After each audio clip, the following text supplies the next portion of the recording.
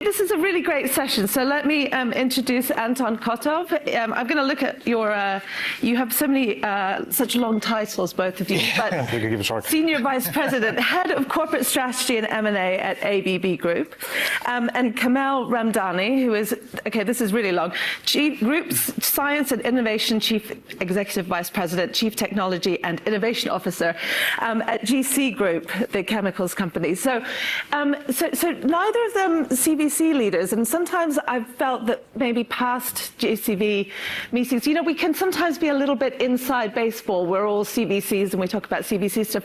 I love the fact that we have some perspective now from people who are, you know, the people who the CVC unit leaders would be reporting to, who have in the past couple of years had to really think about where does CVC sit within their organizations. And they've taken both quite different decisions about that, which is, again, why this is going to be a fun discussion. So, to start off with Anton, I'm going to give a brief intro on this. So ABB, about 5 years ago, decided that it was going to decentralize its CVC units. So it used to be one sort of unit servicing all of ABB, but then divided into 3 units, each which sits within the business division. And Kamal, on the other hand, you know, with GC, you've gone the opposite way. You've really centralized the operation, but made it almost 100% strategic. It still has to make financial sense, and we'll get into that, but the strategic imperative for that unit has become much more prominent. So, you know, 2 kind of changes. Let's start with you, Anton, because I'd love to hear about it.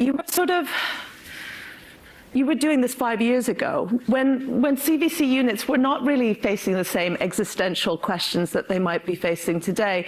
So what was the thinking at that point, and why did you think that this would kind of work better to reorganize? No, absolutely, Maya. You said it all. Indeed, in ABB, we've been decentralizing everything in the company quite massively. So this change didn't concern only the CVC unit, but actually everything was in the decentralization mode. I mean, we used to have a few thousand people in the corporate functions, centralized sales, marketing, operations, procurement, everything, and then research and development. And then with the new way of working, which was called ABB Way, we've been decentralizing everything. So there is no more central sales, marketing, operations, supply chain, and ventures, because we believe that there is importance in having the businesses, the operating units, fully accountable end to end on the results, whether it's, you know, manufacturing, procurement, sales, service, or venture investments. And actually, it's quite interesting what it triggered. I mean, we thought, okay, well, would it be the case that the business leaders become cold-feeted and say, well, we don't know what to do, and we will just hold and wait? But actually, the dynamic changed quite a bit. This skin in the game, and I think we'll talk about this later on, really helped to activate the pipeline and have much stronger engagement within the business. I remember in the past, we used to have the corporate venture meetings where at this point of time I was working for the electrification business, and I was coming there as the head of strategy and business development to the CVC meetings once a month with investment committees, and they were asking us like, hey, are you okay with this or that investments? I was like, yeah, sounds good. And then kind of we were just meeting a month later. But now where the investments are driven by the divisions, that's actually changed quite a bit. I mean, there is much more involvement and I would say willingness to also take risks and engage with the startups. So I think it did pretty well to us. Okay, and the natural thing that you would expect to happen is that they're much more willing to engage with them. And I think you saw.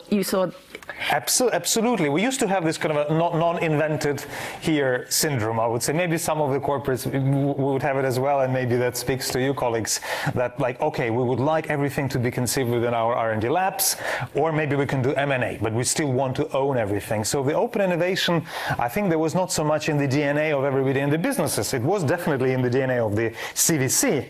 On the 5th floor of the headquarters, but not everybody had this view. But I think now with the decentralized model, this this mentality that no, we cannot build everything just ourselves. We can and we should engage with the startup ecosystem. I think that really sort of penetrated through the organization and is helping. Yeah, but and interesting that so a higher attach rate in terms of commercial engagement. But then you were saying also it still didn't mean that they were just going for very simple, close to the core things. That they can still take risk. True. I would say on the one of the flip sides is that probably I think it's still the case where the more of a moonshots would be done in the central CVCs. I think the divisional-led investments would be still more around the home turf, and that's probably one of the disadvantages of this model. I'm not saying our model is absolutely perfect. There is always a flip side, but still the risk-taking appetite is more than we thought from the beginning. Okay, all right. So we've still moved incrementally. Now, Kamal, I'd love to bring you in because almost the polar opposite of wanting to bring in things much more centralized. So I'm just wondering if you can tell me about the thought process and decision making around that. Yeah. In PTT Global Chemical, we have centralized our CVC activities, but it's a collaborative CVC. So our business units are part of the decisions. I would say that in the past 2 years, with the very challenging economic situation, we also focus more on core business and adjacent business. We limit our investment in beyond our core business, so we continue to monitor the S curves, but our focus is really to align with our business, not only for the short term, but for the mid and long term strategy. So we have what we call CV business development to make the link with our business lines, and we have a steering committee of CVC activities at the management level, executive levels, where we update on our portfolio, update on the deal flow at least every 2 months. So there is this awareness in the company about what is CVC doing and what are the opportunities we have. One change also that we make is that even if we have one fund with a very specific amount, now any investment in startups can go to our investment committee. So that allows us not only to look at early stage, but also to look at later stage startups, which bring more our business and back in our activities. So this is how we manage the centralized. We still want centralized for, I would say, out of our core business investments, also to manage competencies. I think we need specific competencies to manage CVC's activities. So this is centralized, and we have a team for our group of 8 people globally to link with the business line. And what kind of impact has that had? I mean, one of the things I'm hearing is it's just trying to make CVC much more visible, with this kind of more frequent updating. And also, one of the things that we talked about when we were preparing for this session was just how much more you're trying to emphasize the strategic alignment now. Is that making a difference? Yeah. I would say that in the past we have a balance between financial returns and strategic alignment. Right now we are 99% on strategic alignment, also because we are limited in capex, in the current economic situation. But we can bring more to the startups in terms of in-kind investment. Engineering, scaling up, we have all the capabilities, resources to do that. Market access, we have global market access. In GC only, we have 42 subsidiaries covering many markets. And we also, what we changed, because in PTT Group, which is very complex, we have 6 CVC arms that used to work very independently. Now we have a steering committee with all chief innovation officers to align the activities of these CVC arms. So in that case, we can also share deals, we can also share support to startups. And this is how we want to position now GC or PTT as accelerator for the startups when it's strategic for us. Yeah, and you can only really do that if there is something in kind, I guess, that you can do with them. Just a quick question for both of you, but maybe starting with you, Kamal. But how does the investment committee work with you guys now? Did it change as as you sort of centralized and tried to increase the strategic element? I would say that for corporates, the investment committee is always a challenge. because in your investment committee, you have the strategy, you have finance, the CFO, and myself. We used to have 6 people, now we are only 3 people, which is good. But in the current economic challenge, they are focusing on very short-term issues. So when you come with, okay, I want to invest in a startup, and we expect to deliver value in 6, 7, 8 years, very challenging. So we need to bring with us the business that will support. Often what we try to do now for our business is that they also commit in terms of CapEx. There is no more free lunch, I would say, meaning that we can provide some budget from corporate, but we ask them to provide some also either resources to validate the technology to scale, or also to invest if we cannot commit. We limit our, I would say, check size to 1 to 3 million. If it's more, then they will have to put additional CapEx here. And can I just ask you quickly, is that making the process of getting these deals through a lot longer because you're having to negotiate this budget? I heard a lot that CVC are long, but when I look at, when we do some analysis, I don't think so. We are able to take very quick decisions. Often there is a lot of tech change during the phase of investment, different partners, different LPs. We need to discuss with the VCs. Our main difficulty for CVC sometimes is the discussion with VCs, because they don't want startup to be too much committed to one industrial partners. In the same time, we cannot be strategic investors if we don't have some benefits, but we also understand that we don't want exclusivity. Of course, this is not our objective, but the discussion with the VC sometimes is what takes time for alignment. Yeah.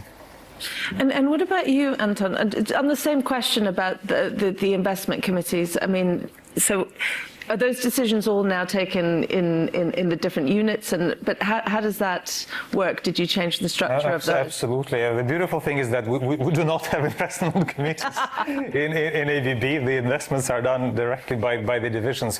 Just to tell a bit of the mechanics of how it works, we've got the 18 divisions, and then the VC is active in 3 out of 4 business areas that we have: electrification, motion, and robotics and discrete automation. So the divisions within these business areas could come up with the ideas, and if it's validated by the division president and the head of the venture capital of the business area, that's kind of you're good to go. There is, of course, corporate authorization table. The investments above 20 million need to be validated with the group. However, I mean, when it comes to these investments, we rarely do. I don't think we've ever done anything more than 20 million in exceptional cases. Typically, our average ticket size is 3 to 5. So the divisions have a full accountability.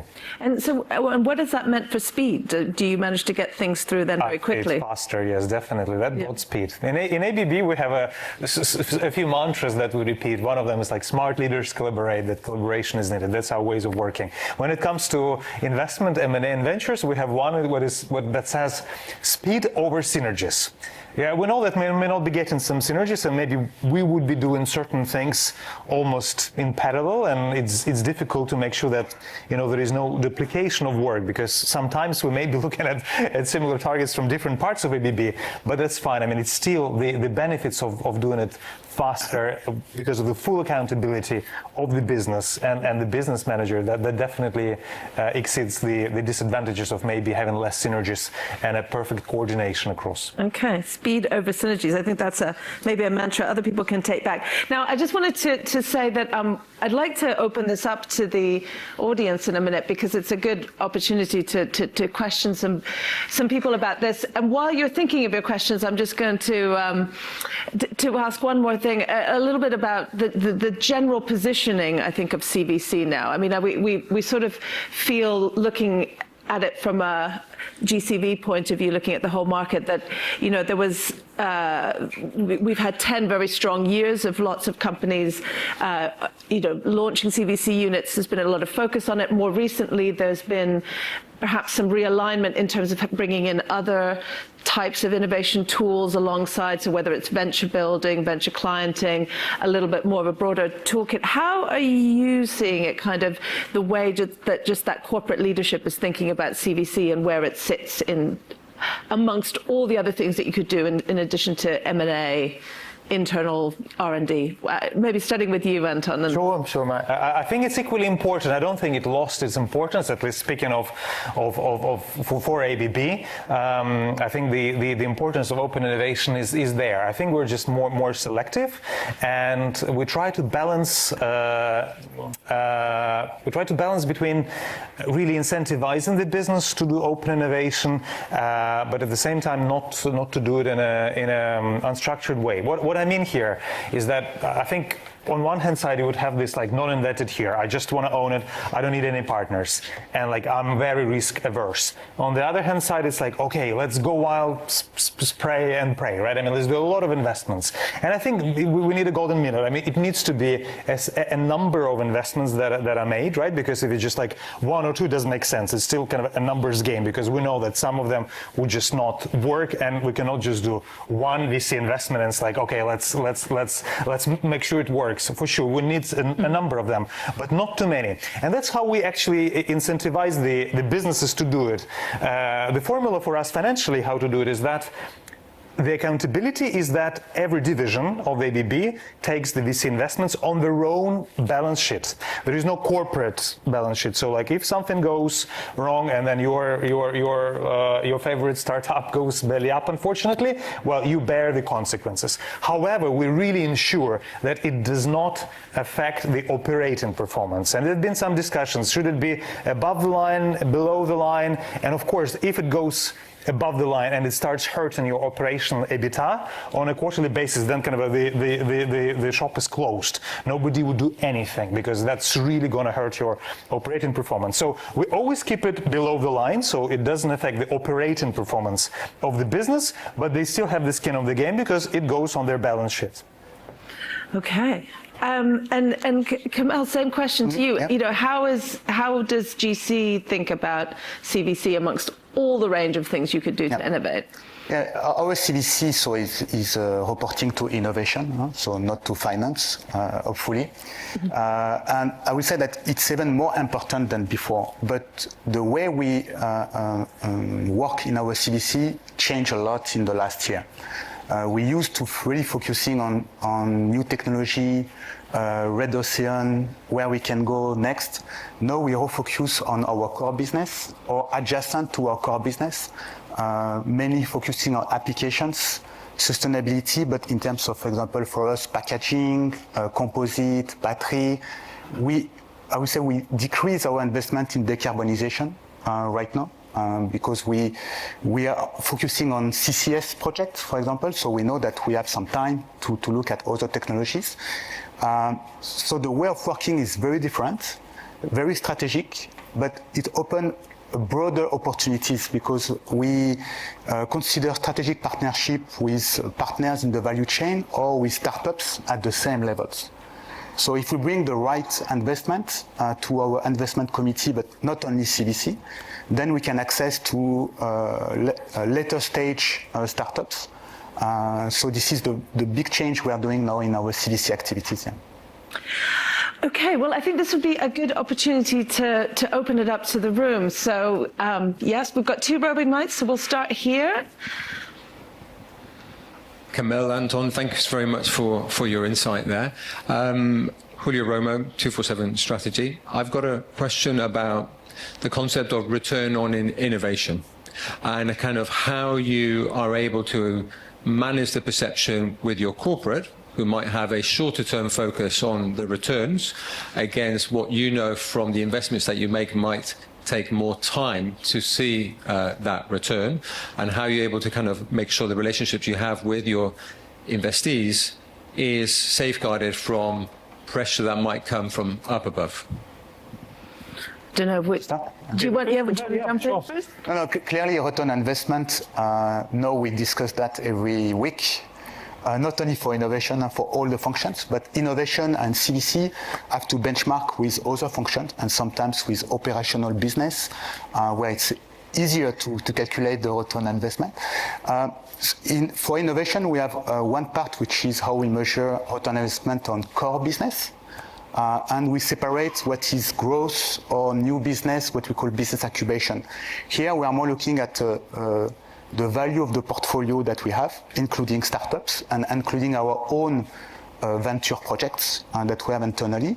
And we commit on more key milestone in terms of market acceptance, customer contract. We still have a target in terms of value, EBITDA, but longer term. But we have some milestone every year to make sure and to give visibility to our management committee that we are progressing in the right direction. Yeah, I think I'm on the same page. I mean, for sure, we have the expectations on return. The investments need to return. I mean, I think our return on invested capital should be like higher than our weighted average cost of capital, obviously. But I don't think we have an ambition on our VC investments like to exit like times 4, 5. No, that's not the purpose. We were really more on the strategic side as well.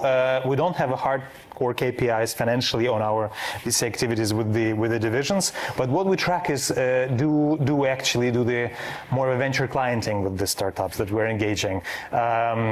Do we bring something together to the market? Do we do the collaboration? Because that's exactly the point, not just to put some capital and wait and see, but actively get some commercial traction. And then we have some good stories of companies that we've invested in, that we did some collaboration, joint offers that we brought to our customers, and that's how we try to drive the incentives for the VC teams. Okay, do we have anyone else? I know it's early in the day, but this is a good opportunity to put some tough questions to, to sort of senior leaders.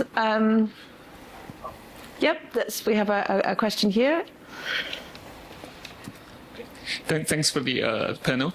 I'm from ABB actually, so this question might be more for the Kamel side. I'm just curious, when you set up your CVC function, have you considered a different setup, for example, fully embedded in your organization or have a 100% owned subsidiary? Any considerations, thinking process or tips or traps? Yeah. So the CVC was set up in 2017-18, so before I joined GC, as a corporate functions at this time, reporting to the strategy initially. So when I joined, we changed to make it reporting to innovation and new business growth. Every year we review, do we have the right organization? And 2 years ago, we were thinking to even have an independent CVC so we can have additional investors. But in the current economic situation, we stopped these directions to really centralize and focus more on core or adjacent to the core. Because right now we have, in the economic situation, we are managing our risk. And if I go to my IC with a very early stage startups that will deliver in 10, 15 years, I know I will not have investment. Okay, so we really need to focus more on the strategic and see how we can help win-win situation with the startups. But every time we review, and right now we are working with the PTT group because PTT is broader. We have 6 CVC arms, and we are also looking how we can leverage each CVC arms to create value for each companies. For example, decarbonization, I'm not going to continue to really invest in decarbonization, but PTT will, and we will work together. Because, for example, in CCU, they will invest in a startup doing CCU. I will be in my organization using the product from the CCU, for example, carbon nanotubes or chemicals in my applications. Yeah. Thanks for that. And if I can ask a sort of follow-up question, it was interesting that a spin-out was was considered, but then you decided to actually kind of bring it back. So do you feel that the innovation, I mean, that it's still quite an efficient way of doing innovation compared to all the other things that you could do? Because the CVC? The CVC. Yeah, because I would say 80% of our innovation is supporting our core business. We know the market, we know our customers, but it's mainly incremental or incremental plus innovation. If we really want to develop differentiation and take some leadership position in some specific market, we need to identify short-term but we need also to have a clear pipeline about what's coming next in this market or in this technology. And we want to take some position to keep our leadership here. So this is critical to have CVC, to monitor all the S-curves, what's happening. Also for us to engage with partners, other investors. Sometimes we have discussion with other investors in the startups, in the value chain. And it's more and more critical for us to have this strategic partnership. Yeah. So it's kind of the ecosystem part of it, which is that similar for you? Absolutely, absolutely, and I think also the examples that show that we appreciate that is the fact that we sometimes acquire the companies that we invested. It's never the original intent, by the way. Don't get me wrong. It's not like this is the pre-M&A story, but in some cases it really fits well, and the companies are successful, and it happens. Like an example of a successful story, I would say, is the acquisition of a company called 7 Cents. We are in robotics, and we acquired a couple of years ago the company in the mobile robots, autonomous mobile robots in Spain. It's called Asti. And then we were investing in the Swiss startup out of the ETH in Zurich, which is called 7 Cents, on the 3D vision for the autonomous mobile robots. That really complemented the offerings. Like, well, it's definitely the capability we would like to have in-house. So we ended up acquiring it. Also last year, we acquired a company in electrification called Lumen on the smart panels. Again, we invested there originally, but really thought that it would be complementing our offering, so we ended up acquiring it. So I think it also proves the point that it's effective because they become a part of EIB at the end of the day. Do you think you would have made those acquisitions without the initial investment? I think the latter maybe yes, the former maybe not. Yeah, it depends. I think we needed to have a better understanding and conviction that we understand the technology, we're confident in the team. Otherwise, I think it would have been more difficult. Yeah, okay, so it proves the point that it is the pipeline and the discovery. Now, other thoughts? I mean, again, I have more questions, but I don't want to hog the ability. You know, one, I'll fill in while if anybody's thinking, but do shout if you want to have your say. One question that is often talked about in these CVC gatherings is kind of how CVC units can better tell their story or to kind of project what they're doing. So I'd love to ask both of you, what's the ideal way for the CVC unit? And I'll start with you, Kamal. How should they communicate with you to kind of to show that they're doing something that is effective, for the corporate as a whole? Do you think there are some ways that maybe in the past, perhaps, or maybe in other companies you've seen where, what are some of the lacks in terms of, basically, let me rephrase that. How can CVCs do a better job of convincing you that they're worth keeping and financing and supporting? Yeah, I would say that for me and for the management committee, we need to have some success story to share. Mm-hmm. I think it's always helpful. Also, for the change we have made in the last 2 years, because our CVC was still mixed between financial and strategic. So what we're looking is how they collaborate with our business unit. And I'm in contact with these business unit leaders every week. So if they never talk CVC or startups with me, I know there is something missing. When they come and say, oh, by the way, I see your team, they introduced these nice startups from UK or from Singapore, and we are doing some evaluation already. This is what I think I'm looking for, that business leaders came to me and say, oh, we have already discussed this with your team and so on. I would say, in my case, also what is simpler is that all innovation reports to me. So my CVC team can connect with innovation team in every business line very easily.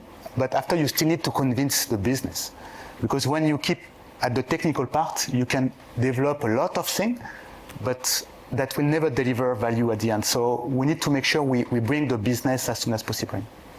And what about you, Anton? What do you need to hear from the units so that you can, again, report upwards that this is successful? And I think the most important part would be the customer value creation, selecting and keeping some KPIs of how we create value for the customers. Because in the past, we used to talk the way that, okay, this year we made like 10 investments, we've just deployed 50 million of capital. Wow, that's amazing. Like, okay, so what's the point? Like, yeah, we can do maybe 10 investments or 20, deploy 100 million, but what is actually the value that we're creating for the customer value proposition? And I think it's a difficult one. I'm not saying we have it in ABB all sorted. Probably we are still working on it, but we're at least trying to embed like how does it help solving customer challenges, and how does it help build a stronger ABB solution? so it's answering that "so what" question. Exactly. But, and do you like it as kind of, is it storytelling, is it an anecdote, or how much do you want in terms of numbers, and this is how much it kind of helped us save? Or we would love to, but I think it's very difficult, to be honest. I don't know, maybe a question to the audience, if you have any examples or advice how to really quantify the success apart from just like pure financial returns, because that's exactly where we would appreciate some advice here and insights, because I think it's very difficult to quantify the strategic or the customer value. I don't know, maybe we have some best practices in the audience. well, we're kind of out of time, but I think we have a convenient. Let's go. We have a coffee break. So Anton will be outside. Yes. Please gather around him and tell him all the ways that you're quantifying success, and then maybe we can move all of this discussion forward. Absolutely. All right. Well, thank you very much, though, for Thank being you. here to share those insights. Thank you very much. Thank you.